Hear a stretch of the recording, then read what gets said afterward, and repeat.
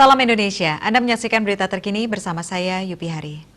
Pemirsa, setelah sebelumnya menyisakan satu kelurahan zona kuning, kini warga Denpasar patut bersyukur. Sebab saat ini semua wilayah desa kelurahan yang berjumlah 43 sudah zona hijau. Bahkan pasien COVID-19 yang aktif hanya tersisa tinggal 22 orang.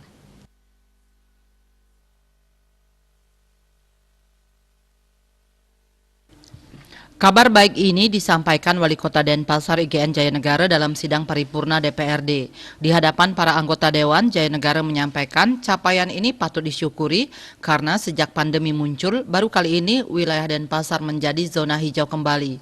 Meskipun sudah semua wilayah zona hijau, namun Jayanegara meminta semua pihak tetap waspada apalagi menjelang Natal dan Tahun Baru. Terlebih di negara lain, kasus COVID-19 masih cukup tinggi. Bahkan beberapa negara kembali melakukan lockdown.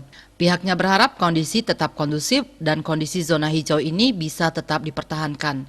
Di luar negeri yakni di Eropa dan Selandia Baru sekarang sedang lockdown. Pihaknya mohon dukungan semua pihak untuk mempertahankan kondisi sekarang agar ekonomi Bali khususnya Denpasar bisa pulih. Andika, Bali TV. Pemirsa, untuk mencegah penyebaran COVID-19, ingat pesan Ibu, selalu terapkan 3M, wajib memakai masker, wajib mencuci tangan, dan wajib menjaga jarak, serta wajib menghindari kerumunan. Dengan penerapan perilaku 3M, Indonesia segera terbebas dari virus corona menuju Indonesia maju.